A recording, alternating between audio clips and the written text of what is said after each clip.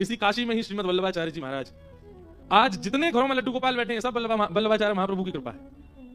जितने घरों में ठाकुर जी की सेवा हो रही है श्रीमद वल्लभाचार्य जी की कृपा है। श्रीनाथ जी दर्शन दे रहे हैं, ये श्रीमद वल्लभाचार्य जी की कृपा है। उन श्रीमद वल्लभाचार्य जी को काशी ने भगवत धाम का दर्शन कराया।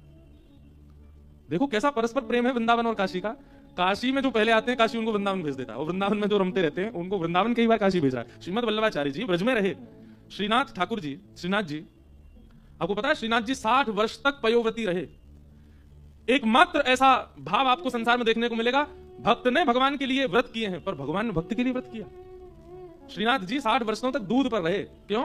जब सद्दू पाणी के यहाँ श्रीनाथ जी प्रकट हुए तो श्रीनाथ जी सद्दू पाणी जो ब्रजवासी था उसकी गैया का दूध पी जाते थे ठाकुर जी। सद्दू पाणी ने जाकर के गिरिराज जी से श्रीनाथ जी को जब बाहर निकाला तो अरे हमारे यहाँ ठाकुर जी प्रकट हुए, इनके लिए भोग लाओ, प्रसादी लाओ, नैवेद्य लाओ। ठाकुर जी बोले नहीं, जब तक श्रीमद वल्लभाचार्य जी नहीं आ जाएंगे तब तक केवल दूध पीऊंगा मैं।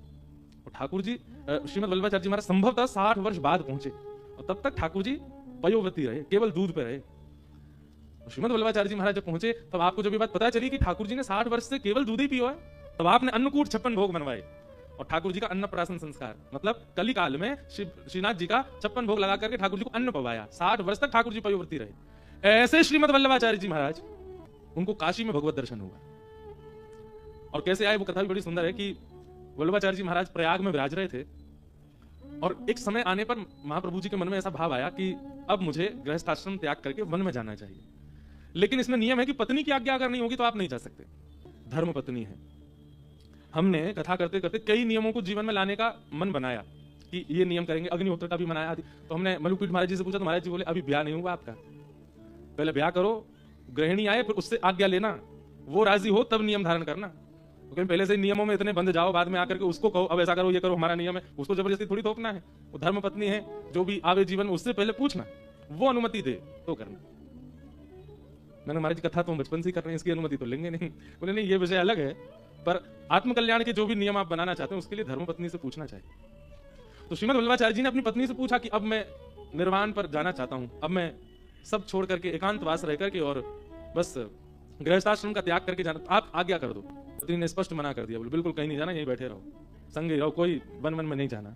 महाप्रभु जी बोले गोपाल जी की शायद इच्छा नहीं है इसीलिए पत्नी आज्ञा नहीं दे रही है। कुछ दिन बाद महाराज घर में आग लग गई, ऐसी भीषण आग लगी, ऐसी भीषण आग लगी, वल्लभाचार्य जी चुपचाप बैठे थे।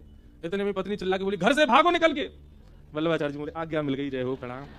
और तुरंत महाराज गृह त्याग करके काशी आ गए। अब पत्नी ये नहीं बोल सकती कि मैंने आज्ञा नहीं दी थी। और तब कहीं ऐसा वर्णन है 80 घाट पर, कहीं ऐसा वर्णन है हनुमान घाट पर। महाप्रभु जी बैठ करके गोपाल जी का चिंतन कर रहे थे, और गोपाल जी का मंदिर भी है, गोपाल मंदिर। वो ठाकुर जी ने 3 परिक्रमा लगाई है वल्लभाचार्य जी के साथ पूरे पृथ्वी की। तो महाप्रभु जी को फिर एक अद्भुत प्रकाश का अनुभव हुआ।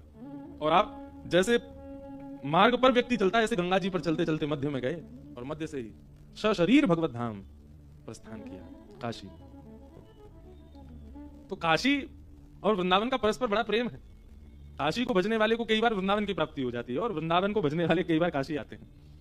तो ये अंतरंग प्रेम में वृंदावन और काशी का परस्पर प्रेम अद्भुत है। अंतरंग भाव से दोनों इंटरकनेक्टेड हैं।